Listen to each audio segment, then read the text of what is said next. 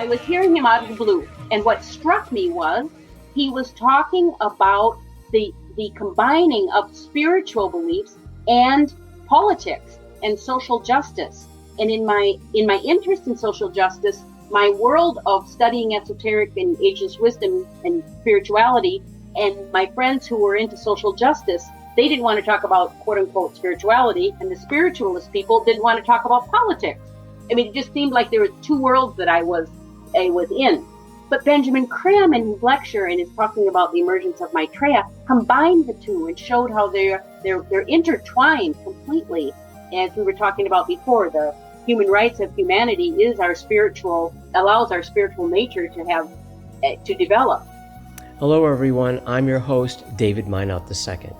Today we're asking, how does Maitreya's plan bring social justice?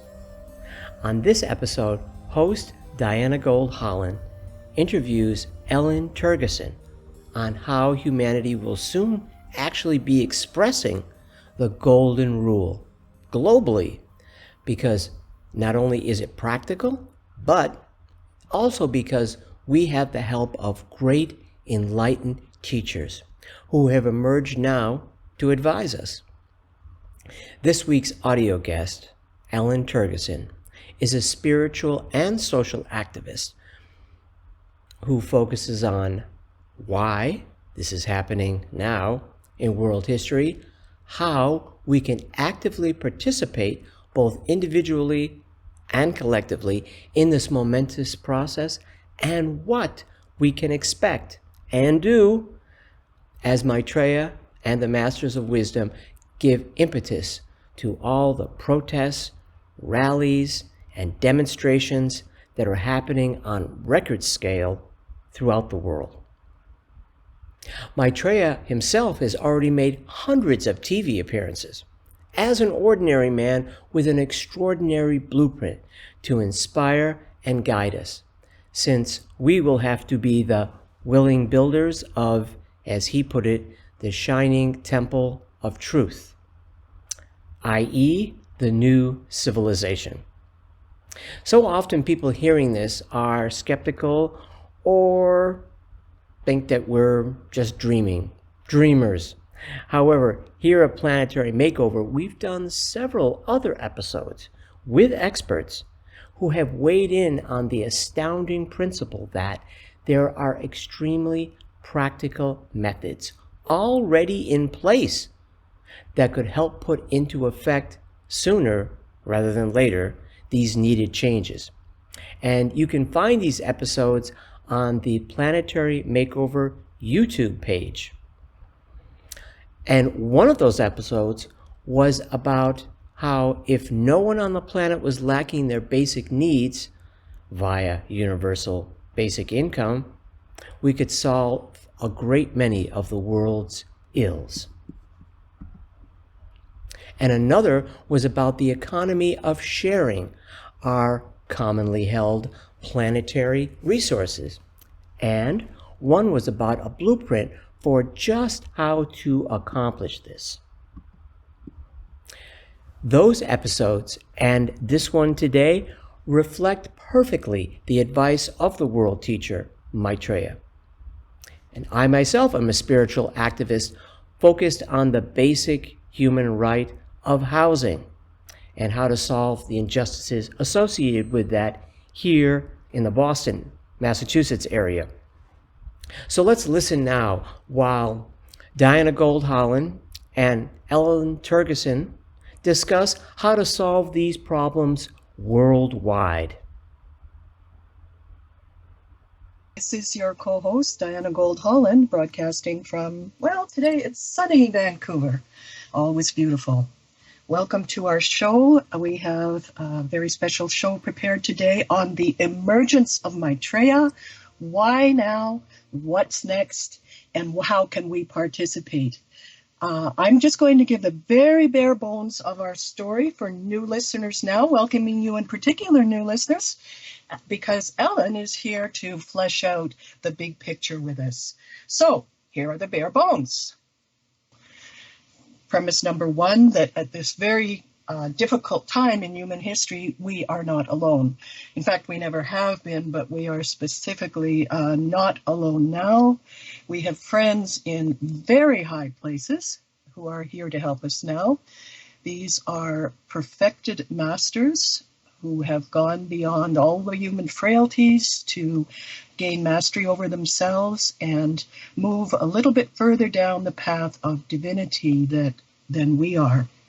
And so they have come to help and counsel us at this time, to provide the advice that will help us to build a new and better world for all in the ashes of this old one, which is fast disappearing. And at their head, at the head of the perfected masters, stands the master of all the masters, who is known as Lord Maitreya. This is his personal name. He is the representative of the faculty of divine love incarnate here and now in the world, and stands at the head of the other masters in directing and counseling us. So that's the bare bones. My guest today, Ellen Turgasen, is a registered nurse and a registered massage therapist practicing in Madison, Wisconsin. She is also a longtime Share International volunteer, Share International being the organization with which our show is affiliated. And Ellen is also a longtime student of the Ageless Wisdom teachings, which we will find out more about later. And she's also a good friend of mine. Now, Ellen has long been interested in the reappearance story, as we are calling the emergence of Maitreya and the Masters of Wisdom into the world. She's long been fascinated about why the emergence is happening, particularly now in world history, what we can expect as Maitreya and the Masters step forward into full public view, and how we can actively participate both individually in our own lives and collectively as part of humanity in this great undertaking. So it is my very great pleasure to welcome Ellen. Good to have you on the show. Thank you, Diana. I'm so happy to be with you and your audience, and honored to be on the program. Why, thank you. That's mutual. Listen, let's dig right into the story. The first question is, why now at this particular time is the emergence occurring? Yes, well, in my studies and paying attention to this story, there are three themes that have come forward as to why Maitreya and the Masters have come forward at this time in human evolution. And one of the reasons is that we're changing the age. And we've heard of the new age, the age of Aquarius, and our solar system is entering the influence of Aquarius. It's leaving the influence of Pisces and entering the influence of Aquarius. Now, these cycles are very long, 2,500 years, and we're just at the beginning, at the dawn of Aquarius now. At the change of every age, there's a teacher. When the Piscean age began 2,000 plus years ago in Palestine, Jesus embodied the teachings of the Piscean age in conjunction with the world teacher Maitreya as well. I'll just interrupt just a second here, Ellen, to apprise people. The Piscean age is the age of Pisces in the astrological vocabulary, and this is the age that is coming to an end now as the dawning of the age of Aquarius starts. So just a little note for people who may not be familiar with that. Perfect. Thank you. And each age has energies that influence humanity. The age of Pisces influenced humanity to develop its individuality. They became cognizant that they were counted as individuals.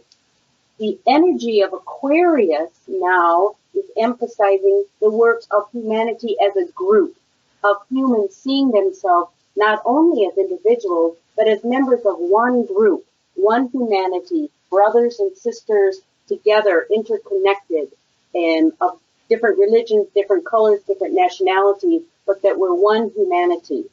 And at this time, in order to make the change into seeing and working as one, the masters and Maitreya have come to help us at this time. So the first reason for now is the dawning of the age of Aquarius. The second reason that they're coming now is they are responding to the cries of humanity. And there's a spiritual law of invocation, evocation. And that law, it's sort of the teaching of no prayer goes unanswered. Right, like invocation meaning kind of like a prayer, right? Correct. But kind of like a prayer plus an invitation combined. We invoke, we try to pull in. Right. It would be the call for help and the response. Right. The call for help and the response. And this call was very strong around World War II with the suffering of humanity. And at that time, Maitreya in 1945 made the decision to come forward in response to the invocative cry of humanity's suffering. Now that cry, it wasn't just during World War II, it continues. The cries of the refugees in Syria, the cries of people suffering with poverty and hunger. Maitreya himself says that the suffering of people who are starving is his deepest anguish, and for this he has come. So the cries of humanity have been responded to by divinity, and the sign of that response is the emergence of Maitreya and the masters on earth to help us. And we kind of see this, we do see this at the beginning of every age. Maitreya made the decision to come. If you remember the Bible story of Jesus, whom Maitreya overshadowed, part of his consciousness entered that of Jesus, and Jesus served as the great teacher for the last age, the age of Pisces. In the Bible, there's a vignette whereby at one point he lays down his carpenter tools and says, "My hour has come," and then goes out and begins his ministry. So that was Jesus at the beginning of the previous age, but down all of the ages we have had such great teachers come for us, and we know them by mythical names like Hermes, Mithra, Shankaracharya, and of course the most famous, maybe I'm speaking out of turn here, but very, very many people are aware of the Buddha, who came in a previous age as well, and who himself predicted the coming of Maitreya, and even had his name correctly. So our friends, the Buddhists, are expecting Maitreya Buddha, and as you say, he is here now. Yes, so the first two reasons why now is the change of the age to Aquarius. Right. And always there's a teacher. The second is the cry of humanity for help and assistance. Right. And then the third is that humanity itself has demonstrated a will to goodness, a desire to serve, and the ability to share. Humanity itself has shown that it is ready to be taught, to be directed into these ways that are to be of help to humanity. So what's a couple of examples of that, Ellen? We're seeing worldwide demonstrations for economic justice. In Paris, they've been having worldwide demonstrations for economic justice. And even after terrorist attacks, there are demonstrations for peace. Humanity wants peace and not war. And the worldwide manifestations for the environment, kayaks surrounding oil rigs, and people risking their lives, chaining themselves to these tubes so that they can't dig trenches to bring oil for oil and contamination. So humanity is working towards environmental justice, economic justice, and peace in worldwide demonstration. And we see things, of course, like the solidarity with the refugees. Correct. Happening. And basically humanity is waking up and finding its voice. And therefore, I think we're showing a little bit of maturity here, whereby Maitreya and the Masters of Wisdom understands that we will be more ready to listen to their advice and counsel. Exactly. And they are here to shine a light in our darkened room to show us the way. Ellen, when we were talking about the show, you surprised me a bit in saying what we can expect is what we're seeing now. And that really hit home for me. So let's talk about that. Well, at this time, we're in some ways we're in the chaos of an old age ending in a new age that is just getting started. And so what we can expect is to see, for instance, the whole global climate change is real, and huge wildfires are forcing thousands from their homes, like in your area of Fort McMurray. But we also see that thousands of people are welcoming them into their homes in Edmonton. So we see that millions of refugees are escaping war in their home countries from the Middle East, and people in Nova Scotia are welcoming them into their community. These are just little examples, but what we're seeing is there are catastrophes happening to humanity, but humanity is responding in kind to help humanity. Human beings are helping human beings and seeing in them, there but for the grace of God go I. And so I think we can expect to see tragedies happening, but people responding, and with the working in groups and people trying to work to end the tragedies, end the war, and assuage the global climate change. But speaking of expectations, Diana, all religions are expecting a coming one. All religions, the Jews await the Messiah, Christians await the reappearance of the Christ. As you said, the Buddhists await Maitreya Buddha, the Hindus await Krishna. And our understanding is that there aren't 5 great ones. There's one great one that we're all expecting, and he is here, and it is Maitreya, the world teacher. And he comes for all people, even though the religions all await him, he comes for all people, religious and non-religious. And his priorities are not to establish a new religion. He says, stay with your own religions. All the great religions are sound and can lead people to higher consciousness and goodness. But his priorities are that every human being on earth, and this is where humanity as one comes in, every human being on earth, whatever their condition is right now, should have and will have an equal right to education, to food, to a roof over their heads, to shelter, to health care, and the fulfillment of their potential as human beings.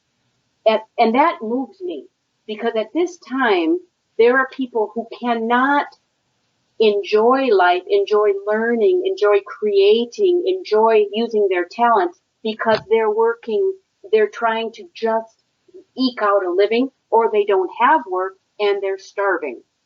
And so Maitreya's priorities are that every human being have these basic needs met so that they can live a dignified life, a life of dignity. And out of that dignity will come divinity. When God comes to earth, God is in us, in our souls. And if we can have our human needs met, we can live our soul-directed lives. And that is what moves me as probably as much as anything. And that imagining to go to bed and not think, oh, I'm in bed, but there's somebody who's homeless on the sidewalks, probably not that far from my house. And that bothers me. It bothers all of us. And so to know that everybody's got a bed would be fantastic. And for that, Maitreya has come to impulse us to help make that happen for all of humanity. Yeah, I just wanted to mention a book of early messages that were collected called Messages from Maitreya the Christ.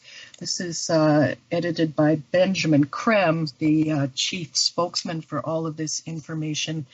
And in this message that was delivered very early in Maitreya's being here through Mr. Krem at a public lecture, Maitreya said, "How can you be content with the modes within which you now live, when millions starve and die in squalor, when the rich parade their wealth before the poor, when each man is his neighbor's enemy, when no man trusts his neighbors? For how long must you live thus, my friends? For how long can you support this degradation?" Amen. And he continues by saying, "My plan and my duty is to reveal to you a new way, a way forward which will permit the divine in man to shine forth." And That's it. yeah, And that is why we at Share International are trying to make the presence of Maitreya known throughout the world so that people can be working for these same priorities along with the help of Maitreya. There are signs of hope. And I saw one on Friday, signs of hope of people coming together and forgetting their differences and working together. And it was the funeral of the boxer Muhammad Ali. oh yeah, Quite famous in the United States and worldwide. But at his funeral, which he designed, he prearranged the service. And it was in an auditorium, but on the altar, let's say, on the front stage, there were 9 clergy people from all different religions: Islam, Christian, Jews, Buddhists, Native Americans, and others. And as Muhammad Ali's life was a testimony, his funeral, his memorial service, was a renunciation of sectarianism and an embrace of inclusivity that moved me to see everyone up there and speaking, and to think he arranged this to say, now look, all of the religions can get along. We're all people. And I want you all with me as I make my passing. Great man. And you know, that reminds me, it's also a demonstration of people working together in groups. Correct. Which is another very strong point of the new civilization. Correct. And I heard something else too that gave me hope. There was an article that was just published, which we'll put on the Share on the Air Radio Facebook, a link to it, by a woman named Virginia Perotin from Leeds University in London. She wrote a study on worker cooperatives, people working together in groups, comparing them to the more standard corporate. When workers work in cooperatives, it's a democratic system where there's one vote for each worker. Right. Decisions are made in a group process rather than a CEO and a board of directors making the decisions for everyone. She came up with some interesting results, and I'll name a few. One is that cooperatives provide more stable employment and have less layoffs and downsizing. The other is that cooperatives are more productive than conventional enterprises. One more finding was that workers work smarter and better and more efficiently when they're working in cooperatives. 2 more. Cooperatives retain a larger share of their profits and put them back into the company because that's what the workers vote for. And the last one, the executive pay and the non-executive pay difference is much narrower. So this study is in Latin America, Europe, and the United States. So the benefits of people working in groups and working together for a common end is proving to be more economical than our private corporate system that we're used to seeing now. That gave me huge hope as well. Well, also that it's more just with the flattening of the pay ranges and where people have more of a voice. Yeah, so, exactly. You know, I was going to say, well, I hope she's got some good statistics behind this because it's very hopeful. But at the same time, Ellen, it's a no-brainer. Correct. When people get to own their creativity, you know, a lot of really good stuff can happen. And the nice thing about this study is that Ms. Ferretin is very credentialed and has 3 pages. When you read the article, it gives great credence. So this isn't just hearsay and we think it's true. It is true. It's absolutely true. Well, I've got to put in a plug here for the magazine Share International, which can be found at www.share, SHARE-international.org, because since the magazine's inception in 1982, Share International has sought out, the stories of just exactly this new trade of cooperation and people being together, working together. There are, instead of reporting the gloom and doom and rape and murder and pillage and sensationalism that the mainstream media does, Share International shows the link between the emergence of Maitreya, that spiritual component, and the what is happening in current events as his energies, which are pouring daily into the world, are helping us to transform our world, whether we know it or not. People are responding, they are coming together, and they are creating all kinds of good things. Now, this is what a good portion of Share International magazine covers. The June issue has stuff on the Zika virus, perspectives of higher guidance of Maitreya and the Masters of Wisdom, and of course, all of these stories of hope and progress. So check it out. www.shareinternational.org. Share-international. Ellen, it's a really great pleasure every time in interviewing a guest to find out how you found out about the reappearance story. What's your background? How has it touched you? What is Ellen's emergence story? Thank you. I'd love to. Before I start that, though, I have one more point to finish up of what we can expect. And that's just that we can expect the old forms to continue to crumble. The old ways aren't working, and we all know that. The old ways of competition, of war, and of contamination aren't working. So we'll continue to see the signs of them crumbling, but we also this will call out the best in people. And the reason we know it will call out the best in people is because Maitreya and the Masters are here shining a light in the dark room of the chaos, shining a light on what we can do. And humanity has already, as we said earlier, shown its readiness for these changes. Humanity has shown the readiness. The old systems are crumbling, and calling out the best in us, and the Masters and Maitreya are here to shine a light on how we can move forward and help our own tendencies toward goodness, which we have already demonstrated. Yes, and we can see this, becoming clearer and clearer over the months and years. I just wanted to make the point that the crumbling of all these institutions, we shouldn't be, very terribly worried about all that. It's simply the Piscean energy that held together all of those institutions is on its way out. In fact, it's pretty much out the door. And the new energies that are coming in will allow us to create new and better forms that best reflect the energy patterns for this coming age. And we see early the coming age, the age of brotherhood and synthesis. And so we see this more and more people are waking up and realizing our unity, realizing our one voice. And we've got things like the internet, which is totally a group endeavor.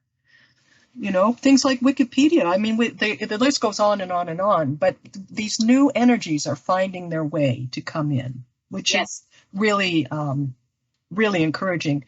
So that's great. But let's get down to your story, Ellen. Okay. I was raised on a farm in Wisconsin, came into the city after high school, and went to nursing school. I became a nurse, had a very successful career, and was doing great. But there was an inquietude in me because I knew that there was an inquietude in me because I became a consumer. I noticed in myself that I was, when I would get the Sunday paper, pulling out the ads and reading the ads before I read the news, and more interested in what I could buy next than what I could do next. I mean, even I was a nurse helping people, but my hobby seemed to be acquiring possessions. Now I was young and hadn't had much in my childhood, but so that led me to leave the United States and join So wait a minute. So becoming disillusioned about the consumer society. Yeah, and myself becoming, I was sort of bored with it. I think I didn't critique the consumer society at that time. I just said to myself, is this all there is for your life? Is this all you're ever going to do is work, get a paycheck and spend it? Really? Right. So it was a discontent in my own heart, very much a discontent and a boredom with that. I got bored with it. And so I'm joined a volunteer organization and moved to Lima, Peru in Latin America and worked as a nurse for 4 years in 1985 to 1989. And so I learned about poverty and I learned about the fact that some people have and some people don't. I remember seeing a lot of hungry. We worked with malnourished children and their families, but yet there were food stands that had tons of food. And I remember asking, there's all this food, but yet this baby isn't thriving. What is the problem? And they said, well, we don't have the money to buy it. That was nothing more, nothing less. It wasn't a lack of food. It wasn't a lack of food. There was no money to buy it. And I also at that time could see some of the north-south inequalities globally as well. So after my time, and so I was quite my consciousness of how the world worked and the haves and have-nots and the inequality was honed in that time. And I also made the best of friends and learned Spanish. And so that was great. I came back to the United States and became a massage therapist. And a client of mine came to me and said, I have an organization that I think you'd be interested in, Share International. And we were talking about my time in Peru. She said, because she said it was, there's a guy in London, which is Maitreya's home base, a guy in London who wants to end world hunger. So I said, great. She gave me a Share International magazine. I went home, I looked up the website, and I thought, great, this is great. But I didn't think it involved me. And so I didn't go back to it again. I mean, I knew it was nice happening. I sort of put it in the category like Oxfam. It was happening in England. And then about a year or maybe more later, I was listening to a web broadcast, like we're doing a podcast, and Benjamin Krem, the spokesman for Share International that we had mentioned, was talking. Yeah, actually, Benjamin Krem is the chief editor of Share International magazine, and it was put together in part to cover the progress in the emergence of Maitreya. So that's why he's a key component in this. Benjamin Krem has been lecturing for many decades now on the emergence. He is the author of some 16 or 17 books, which are absolutely fascinating. Pick up any book, open it at any page, and I guarantee you'll keep reading. So Benjamin Krem is very, very much central to this story, and his story of how he got involved is really interesting. So check out the Share International website, share-international.org, and you can find out a lot of very interesting facts about Mr. Krem himself. So you were hearing him on a podcast. I was hearing him out of the blue. And what struck me was he was talking about the combining of spiritual beliefs and politics and social justice. And in my interest in social justice, my world of studying esoteric and ageless wisdom and spirituality, and my friends who were into social justice, they didn't want to talk about quote unquote spirituality, and the spiritualist people didn't want to talk about politics. I mean, it just seemed like there were two worlds that I was in. But Benjamin Krem in his lecture and his talking about the emergence of Maitreya combined the two and showed how they're intertwined completely. As we were talking about before, the human rights of humanity allows our spiritual nature to develop. So I went online and to find out about Benjamin Krem, and it was the same website as the one that my client had given me. So I started reading the website, looking at it more carefully, ended up staying up all one night, reading reading, my heart was quickened, and it made so much sense, but also there was a lot of esoteric spirituality and a lot of understanding the world and why it is the way it is, these Aquarian energies coming in, the changes that can be made. It gave me great hope, but I was so interested in it. So I copied a lot of the information on my printer, and I took it to my spiritual teacher at the time, who was a Brazilian woman who had studied with an elderly Brazilian spiritualist in Rio de Janeiro. I showed it her, and she said, "Oh, Benjamin Creme." She said, "My teacher, when I came to the United States, said, please find Benjamin Creme, because the one he is waiting for and the one I am waiting for is the same one." So they were talking. So her teacher said this to her.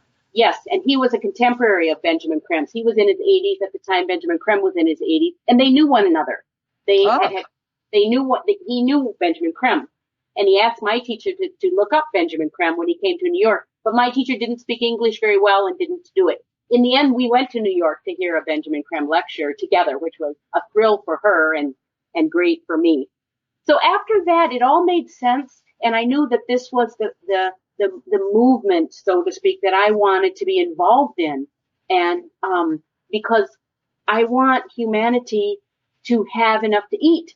That whole desire to see some equality in people's needs being met, that was enlivened and that I saw so much in Peru. I wanted that to happen, and I knew we needed higher help than we were seeing at the time. So yeah, and absolutely, and absolutely nobody comes into incarnation to starve to death.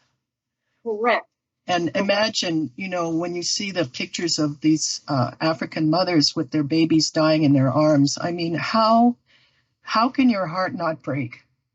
That's right. When you see things like that, and all the drowning refugees and all that kind of thing, it's just. But I wanted to make one point. This is not all gloom and doom. In fact, in Maitreya, in those messages that I was talking about that had been delivered, he never asks for anything except to make known the fact of my presence. But in one place, he did ask for something of us, and what he said was, "I need your capacity for joy." Yes. That brings up a story, Diana. You may have mentioned this on previous programs, but sometimes Maitreya or the masters can come present themselves to us in, like as a normal person and give a message. And that happened to me. I was walking in the park in January, a year ago, January, and it was extraordinarily warm, like 70 degrees, but it was January. And I was feeling upset because of global warming, thinking it should be snow and it should be cold, but it's not. And it was upsetting me. And I was feeling blue about that.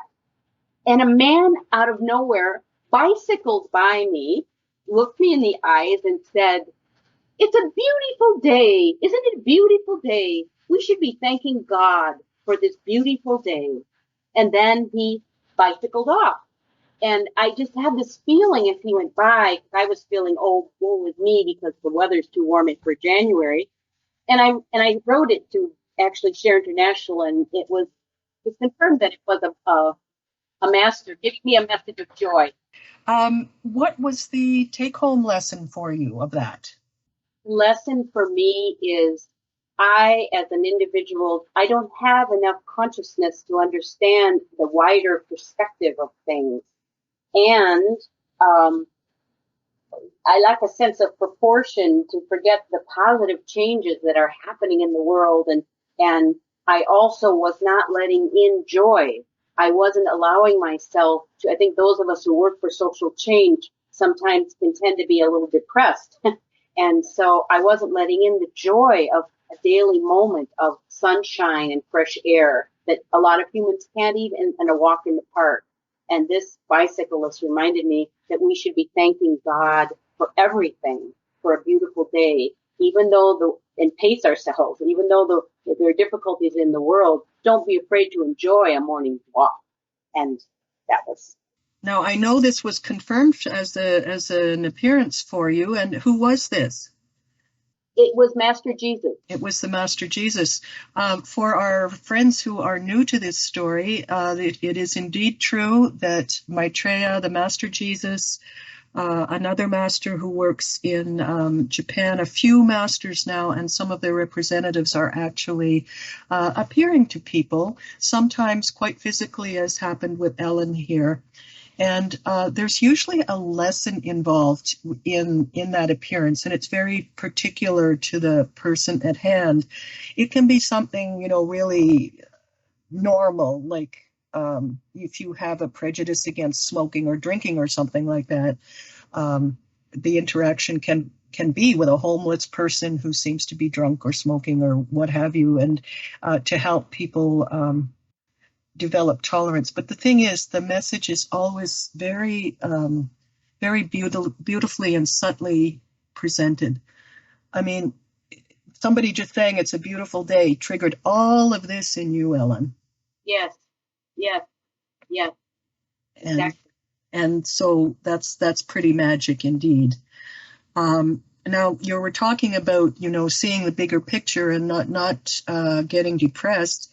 In that respect, let's move on to what we can do and ways we can help the emergence and help humanity forward. One of the points I know you want to make, and I really want to stress this, is that no future is fixed. Right. We don't know the future, and individually and collectively, we can download a new future for humanity, and that's exciting.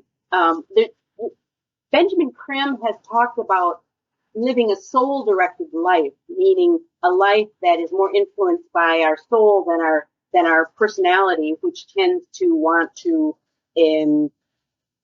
be selfish and domineering and looking after ourselves, ego-based, etc., etc.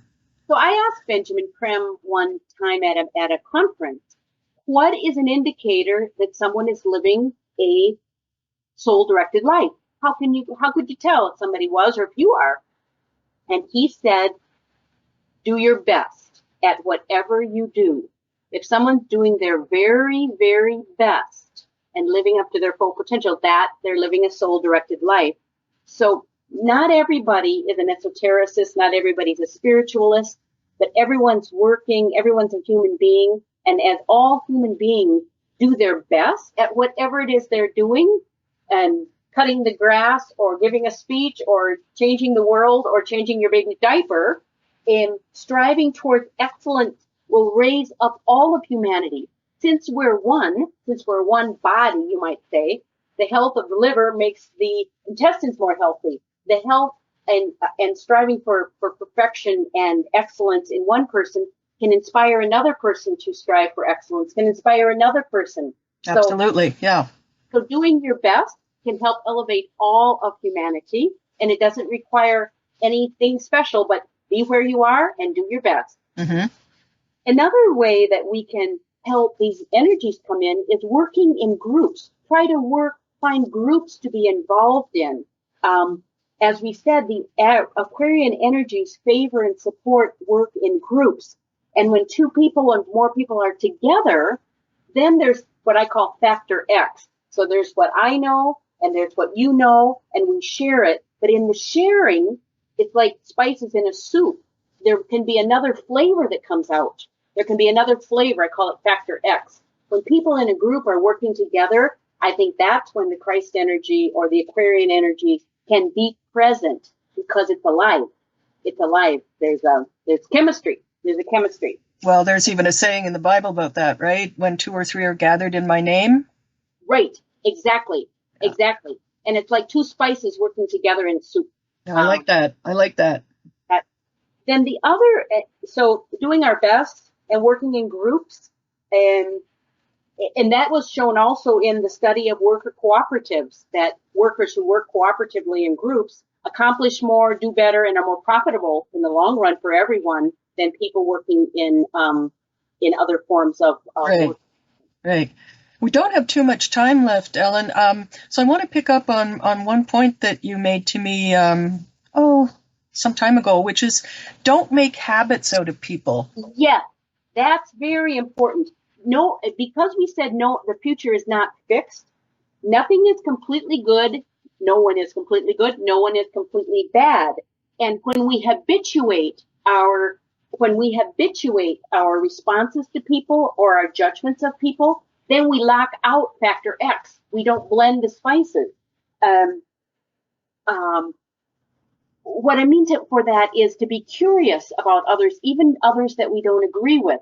If we really buy the concept that we are one, that we're one body, that we're one humanity, and we have to get along, then we have to find ways, even the people that we disagree with the most, to not habituate, to not say, oh, I know what that person believes, and I don't believe that, so I can't walk on the left side of the road because that person's on the left side of the road. It limits even where we can amble in the world. So to not make habits out of people is an important concept. And another one is, as we are in the world, to state more openly what we are for, because we're very good about saying what we're against. We're against this, we're against that. But what are we for? I think if we can define more clearly that I am for having clean drinking water for every baby and every family in the world, including Flint, Michigan. I am for having equal pay for having an increased minimum wage so people can live decent lives. To say those more out loud, I think one way that I've become habituated is saying what I'm against more than what I'm for. And I'm trying to discipline myself to decide what is it that I want, because those are Maitreya's priorities. I want people to have enough health care. I want people to have housing. I want that. And I think the more we say it, the more we can normalize it, and the more it doesn't seem like it's something unattainable. Right, exactly. You're showing up for it. Correct.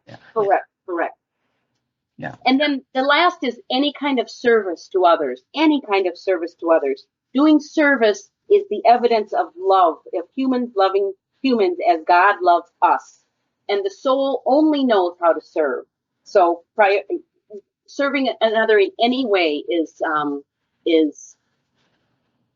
a way to help humanity move forward. So doing our best, working in groups, providing service for others, not making habits out of people, being curious, keeping the doors open of our mind open, and saying what we are for.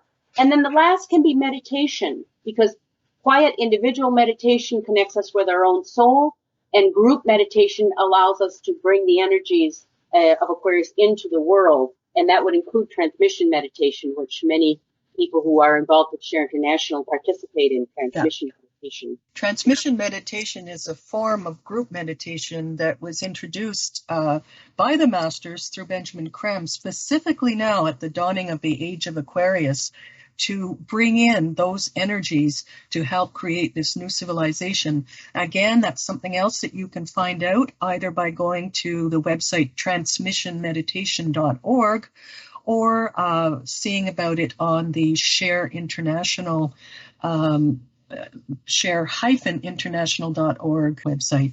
We're going to be running out of time soon, so I suggest that you, if you want to follow up on any of this, be sure to check out free downloads of 4 of Mr. Creme's books.